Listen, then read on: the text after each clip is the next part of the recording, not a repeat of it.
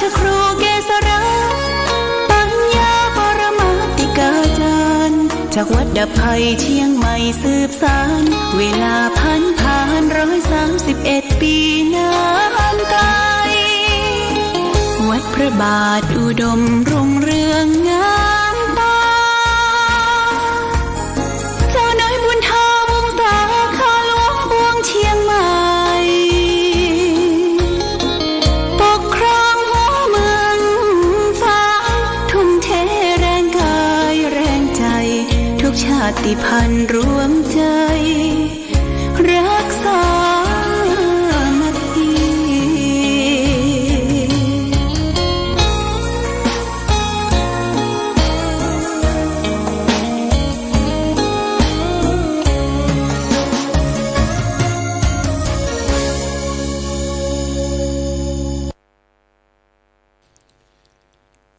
เจริญสุข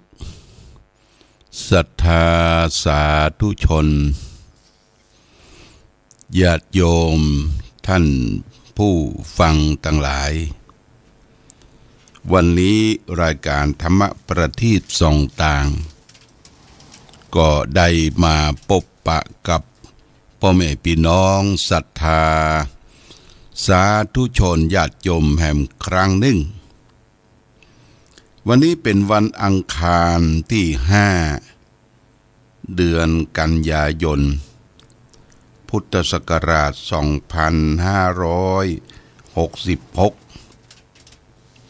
ซึ่งตรงกับเดือน11เหนือ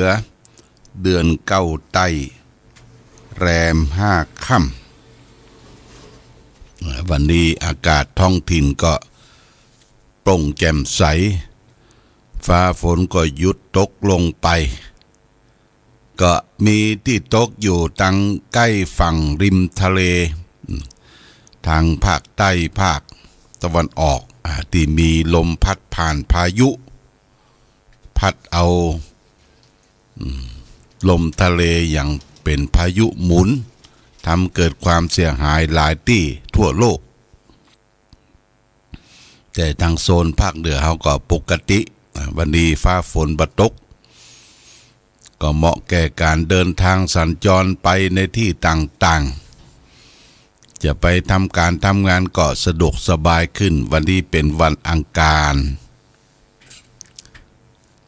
ญาติโยมท่านสาธุชนทั้งหลายเดือนนี้ชื่อว่าเดือน11เหนือเดือนใต้นี่ก็เดือน9แล้วก็เดือน12เหนือนี่ก็จะออก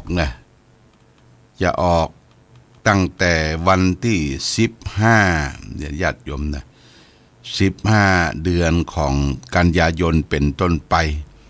เรียกว่าเดือน12ออกขึ้น1ค่ำกำหนดระยะเวลา1เดือนนี้ก็จะเป็นเดือนที่เราชาวพุทธทั้งหลายล้านนาจะได้มีความพร้อมเพียงเอียงหน้าทำบุญอุทิศส่วนกุศลเนื้อแก่ญาติพี่น้องผู้ที่วายชนเป็นพ่อเป็นแม่เป็นครูบาอาจารย์เพื่อนมิตรพ้องสหายญาติมิตรที่ร่วมท้องกันมาแล้วก็ทำบุญอุทิศส่วนเนื้อแก่เทวบุตรเทวดาที่คุ้มข้างรักษาตนตัวที่อยู่ที่อาศัยบ้านจองหอเฮือนเดือนดาว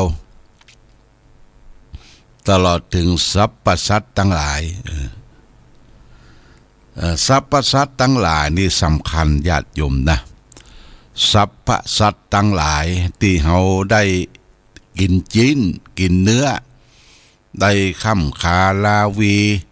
ได้ทำลายชีวิตของสัตว์เหล่านั้นให้ตกล่วงลงไปโดยความจงใจก็ตามโดยบ่จงใจก็ตาม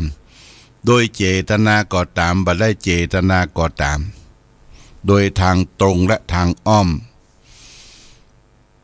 ศีลพระพุทธเจ้าบัญญัติไว้เป็นศีล5ข้อที่1ว่า ปานาติปาตาเวระมณีสิกขาปะทังสมาธิยามิจึงแปลว่าห้ามฆ่าสัตว์ตัดชีวิตตัวที่มีชีวิตจิตวิญญาณหนออินทรีย์ถ้าเราไปทำร่วงเกินเนื้อชีวิตเขาต้องล้มหายตายจากไปพัดลูกพัดเมียอย่างสัตว์ทั้งหลายเนี่ยพัดป่อพัดแม่เป็นนกเป็นสัตว์สิ่งหิ่งห้อยต่างๆเนี่ยมันเป็นทำลายสัตว์ที่มีชีวิตที่ตกล่วงลงไปผิดศีลข้อที่หนึ่งคนเฮาถ้าผิดศีลข้อที่หนึ่งอยู่เป็นอาจันเป็นอาจินประจำในญาติโยมนะคือเฮาเอาชีวิตของคนอื่นน่ะมาบำรุงชีวิตเฮาเนี่ยนะอยากจะให้เฮามีความสุขแต่ชีวิตของสรรพสัตว์ทั้งหลายเนี่ยได้รับความทุกขเวทนาบางทีก็ถึงแก่กรรมสิ้นชีวิตลงไปอย่างนี้มันจะทำให้เฮาเนี่ยอยู่บ่เป็นสุขมีโรคภัยไข้เจ็บเข้ามาเบียดเบียนนักญาติโยมท่านสาธุชนทั้งหลายเพราะฉะนั้นถ้าบุคคลใดเว้นจากการเบียดเบียนฆ่าสัตว์ตัดชีวิตหรือได้ทำด้วยความจงใจก็ตามเจตนาก็ตามไม่ได้เจตนาก็ตามงดเว้นสิ่งเหล่านั้นก็จะทำให้สุขภาพร่างกายผิวพรรณวรรณะอันผ่องใสจะเกิดมีขึ้นนี่เป็นเรื่องจริงเป็นสัจธรรมที่พระพุทธเจ้าตรัสว่าคนที่มีผิวพรรณวรรณะอันผ่องใสไวยะก็คือเว้นจากการที่ทำลายชีวิตของบุคคลอื่นคนที่ร่างกายครุขระร่างกายบ่ค่อยสมบูรณ์เจ็บปวดนั่นปวดนี่ก่อนมาเมื่อหนุ่มเมื่อกรรมก็เป็นหยังพอบุญบารมีเฮา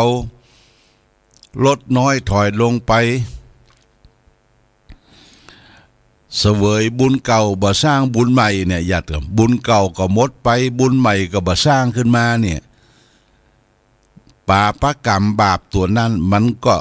เริ่มทยอยเข้ามาเริ่มครอบงำเข้ามาในร่างกายชีวิตจิตใจของเฮาและท่านทั้งหลายนี่นะมันมีเป็นจำนวนมากมนุษย์ที่เป็นอย่างนี้เพราะฉะนั้นวันนี้จะเอาเรื่องสารธรรมคลังธรรมเรื่องของอายุกถาว่าด้วยอายุของมนุษย์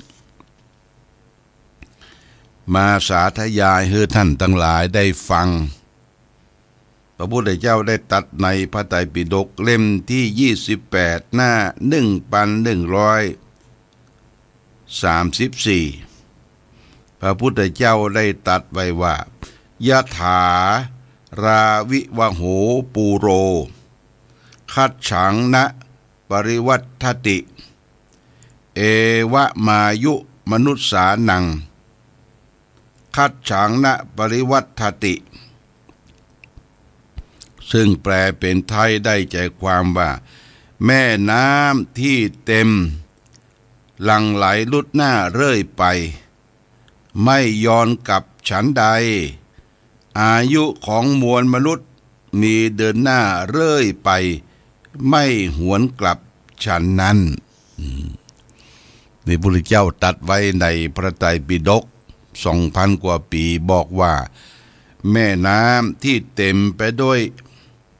ฝั่งเต็มฝั่งไหลหลุดหน้าไปเลื่อยไปเนี่ยแม่น้ำนั้นไม่ไหลกลับขึ้นฉันใดไม่ย้อนกลับขึ้นฉันใดอายุของมวลมนุษย์ก็เดินหน้าเรื่อยไปไม่หวนกลับฉันนั้นญาติโยมนะอายุที่เราและท่านทั้งหลายได้ตึงวันเป็นวินาทีเป็นนาทีเป็นชั่วโมงเป็นวันเป็นเดือนเป็นปี เฮามักจะถามกันบ่อยครั้งที่เจอกันว่าอายุได้เท่าใดอายุไขได้เท่าใดบางท่านก็ตอบว่า50 60 70 80 90เนี่ยที่ถามว่าได้นี่คนเฮามันชอบได้ญาติโยมมันชอบได้นะเนี่ยยังก็ขอคือได้ทั้งที่เสียนะอายุเฮานี่เสียไปกล่อนไปเสี่ยงไปแต่เฮาบ่ได้ถามเรื่องเสียถ้าเฮาไปไปพบกันเฮาถามว่าอายุของท่านเสี่ยงเสียไปเท่าใดละก็จะโกรธจะเกลียดเดี๋ยวว่ามาแจ้งอายุไขของตนเองคือสั้นปันตายคนเฮาบ่ยอมเสียทั้งที่เสียนะญาติโยมนะอายุนี่เสียไปกล่อนไปสิ้นไปเสี่ยงไปเราและท่านทั้งหลายก็คิดว่าเฮาเสี่ยงไปเท่าใดละเนาะเสี่ยงไปเท่าใดแล้วอย่างอายุไขเฉลี่ยของป้อจายเฮาถึงวันเนี่ยเปิ้นเฉลี่ย75ผู้หญิงก็เฉลี่ย80เนาะ80นะนี่เฮาก็จะอยู่ได้เฉลี่ยอยู่75แต่ว่าปัจจุบันนั้นเฮาอายุ50 60มันเสี่ยงไปแล้ว50 60เนี่ยสมมติว่า50ก็เหลือ25เนี่ย25ปีเนี่ยญาติโยมเพราะฉะนั้นอายุที่สิ้นไปเสียไปของมนุษย์ทั้งหลายไม่หวนกลับฉันใดก็เหมือนกับน้ำที่ไหลไม่หวนกลับขึ้นที่สูงฉันใดอายุไขที่เสี่ยงไปก่อนไปก็เหมือนฉันนั้นเพราะฉะนั้นโดยเหตุนี้องค์พระสัมมาสัมพุทธเจ้าท่านได้ตรัสสั่งสอนเตือนสติหมู่เฮาและท่านทั้งหลายไว้ว่าหันทธานิภิกขเวอมันตะยามิโวดูก่อนท่านทั้งหลายบัดนี้เราขอเตือนท่านทั้งหลายว่าวายธรรมาสังขาราสังขารทั้งหลายนั้นมีความเสื่อมความสิ้นไปเป็นธรรมดาอัปมาเทนะสัมปเทถะท่านทั้งหลายจงยังความไม่ประมาทให้ถึงพร้อมเถิดนี่พระพุทธเจ้าตรัสว่าสังขารร่างกายและจิตใจของเรานั้นมันมีความเสื่อมความสิ้นไปเป็นธรรมดาอัปมาเทนะสัมปเทถะท่านทั้งหลายจงยังความไม่ประมาทให้ถึงพร้อมเถิดทีนี้สังขารคือร่างกายจิตใจเขาเนี่ยมีเหมือนกันหมดญาติโยมบอกว่าผู้หญิงผู้ชายเป็นพระเจ้าพระสงฆ์เป็นหบดีเป็นเศรษฐีป่อก้านายขายเป็นตำรวจทหารเป็นข้าราชการเนี่ยยังมีธาตุสี่ขันธ์ห้าเหมือนกันหมดธาตุสี่ก็คือธาตุดินธาตุน้ำธาตุไฟธาตุลมที่มาประจุมจุ่มนุมกันเป็นตนเป็นตัวเป็นก้อนเป็นรูปหรือว่าธาตุสี่นี้เป็นรูปส่วนจิตใจเป็นนามจิตใจนี้เป็นนามมีความรู้สึกนึกคิดเป็นเวทนาสัญญาสังขารและวิญญาณรูปบวกกับนามรูปเป็นหนึ่งเวทนาสัญญาสังขารวิญญาณทั้งสี่นั้นรวมกันเป็นห้าเรียกว่าขันธ์ห้าเรียกว่าขันธ์ห้าขันธ์แห่งรูปขันธ์แห่งเวทนาขันธ์สัญญาขันธ์สังขารขันธ์วิญญาณขันธ์ห้าเป็นของไม่เที่ยงแท้แน่นอนอย่างเราท่านทั้งหลายได้ทำวัดสวดมนต์แปรรูปังอนิจจังรูปไม่เที่ยงเวทนาอนิจจาเวทนาไม่เที่ยงสัญญาอนิจจาสัญญาไม่เที่ยงสังขาราอนิจจาสังขารไม่เที่ยงวิญญาณอนิจจาวิญญาณไม่เที่ยงเป็นทุกข์เป็นอนัตตาเลยญาติโยมมันเป็นไปตามอัตโนมัติชีวิตร่างกายของเราเนี่ยมันจะต้อง แก่ต้องเจ็บต้องตายไปเป็นตามอัตโนมัติคือบ่ได้บังคับกฎเกณฑ์สมัยโบราณการก่อนมาสมัยที่ศาสนาเฮายังบะพุทธบ่เกิดเตื้อสมัยอียิปต์โบราณสมัยก่อนโรมันอย่างต่างๆเนี่ยเปิ้นคิดค้นนะญาติโยม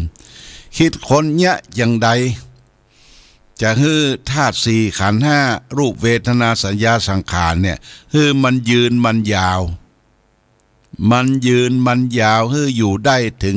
200-300 ปีอย่างทางประเทศจีนโบราณก็เช่นเดียวกันยาสมุนไพรบอกว่าอยู่ในเขาในถ้ำไปเสาะสรรหามาเอามาต้มเอามาปรุงฮื้อดื่มด้วยกินเพื่อจะชะลอความแก่แต่นั่นแหละบ่มีไผอยู่ได้ถึง 200-300 ปีญาติโยมอยู่มากแค่มากกว่า80-90เปิ้นจึงแบ่งอายุไขของคนไว้ว่า10 ปีอาบน้ำบ่หนาว20 ปีแอวสาวบ่ก่าย30 ปีบ่นายสงสาร40 ปียะการเหมือนฟ้าผ่า50 ปีสาวน้อยดาบ่เจ็บใจ60 ปีไอเหมือนฟานโครก70 ปีบ่หกเต็มตัว80 ปีไข้หัวเหมือนให้90 ปีนี่ไข้ก็ตายบ่ไข้ก็ตายมันตึก90นะญาติโยมองค์พระสัมมาสัมพุทธเจ้าของเราศาสดาของเราและท่านทั้งหลายพระองค์เสด็จดับขันธปรินิพพานโดยอายุไข80 ปีบริบูรณ์นะพระองค์มีสติสัมปชัญญะมีความรู้ตัวทั่วพร้อมและก็ละสังขารคำว่าละสังขารคือร่างกายจิตใจของพระองค์เนี่ยละเพราะมันเก่ามันค่ำค่ามันชรามันเป็นทุกข์จะเดินจะเหินจะห่างไปที่ไหนนี่ก็เป็นที่ลำบาก80พอดีญาติโยมนะ80พอดีเพราะฉะนั้นเฮาเลย80มาเนี่ยมันเกินกว่าอายุไขขององค์พระสัมมาสัมพุทธเจ้าเฮาได้กำไห้นี่ปุดตื่นพ่องได้กำไห้พ่องญาติโยมมันบ่ใจมีความสุขคนแก่นี่นะเดี๋ยวปวดนั่นเดี๋ยวปวดนี่เดี๋ยวเจ็บนั่นเดี๋ยวเจ็บนี่เดี๋ยวขับถ่ายพ่องบักขับถ่ายพ่องโอ้มันทุกข์ทนทรมานพระพุทธเจ้านี่80พระองค์เสด็จดับขันธปรินิพพานทิ้งสังขารร่างกายจิตใจไว้ปอละ80และพระองค์ก็บ่มีเชื้อที่จะมาเป็นวัฏวนเกิดมาในโลกภพนี้แห่งต่อไปเพราะว่าโลกนี้ภพนี้เต็มไปด้วยความทุกข์ทางกายและทางใจนี่ญาติโยมนะ อันนี้เฮามาคิดพิจารณานี่มันเป็นสัจธรรมเพราะฉะนั้นเรื่องของอายุไขของคนเฮาเนี่ยมันพัฒนาไปสู่ความแก่พัฒนาไปสู่ความเจ็บพัฒนาไปสู่ความตายความพัดพรากจากสิ่งที่เรารักเราชอบใจทั้งสิ้นทีนี้ร่างกายของเราเนี่ยต้องการอะไรอย่างญาติโยมต้องการอาหารคือคำเข้าคือภักษาหารต่างๆอาหารทางใจคือธรรมโอสถซึ่งเป็นยาบำรุงหัวใจอาหารทางใจเนี่ยอาหารนี่ก็ไปบำรุงร่างกายอาหารใจก็บำรุงชูกำลังจิตใจเขาเนี่ยเป็นปกติขึ้นถ้าร่างกายเขาขาดอาหารกายอาหารใจเนี่ยมันควายเคมันควางเค้งญาติโยมเหมือนกับเฮาเปรียบเหมือนกับสำลีหรือปุ๋ยนุ่นสำลีเนี่ยมันปิวขึ้นไปท้องฟ้ามันลมปัดตีไปนั่นตีไปนี่ญาติโยมนะลมปัดตีไปนั่นตีไปนี่บ่สามารถที่จะ บังคับตัวเองได้เหมือนกับเฮาขี่เรืออยู่กลางทะเลขี่เรืออยู่กลางทะเลขาดไม้พายขาดการบังคับเรือก็ถูกลมทะเลปัดไปนั่นปัดไปนี้ญาติโยมชีวิตของคนเฮาก็ต้องเหมือนกันเนี่ยถ้าบ่มีเป้าหมายบ่มีกำลังกายบ่มีกำลังจิตก็บ่ควายเคบ่ไหวพระสวดมนต์บ่หาที่เป็นสิ่งกำลังตั้งกายตั้งใจไว้เฮาก็ควังเคนะอยู่ในกลางทะเลเพราะฉะนั้นญาติโยมท่านสาธุชนทั้งหลายชีวิตที่สมบูรณ์คือมีอาหารตั้งกายและตั้งใจอาหารและตั้งกายตั้งใจเฮาต้องเป็นคนเสาะแสวงหาบ่ใช่ว่าคนอื่นนำมาป้อนเฮาอยู่อย่างสม่ำเสมอบ่ใช่เฮาต้องเสาะแสวงหาโดยเฉพาะอย่างยิ่งตัวตนคนเฮา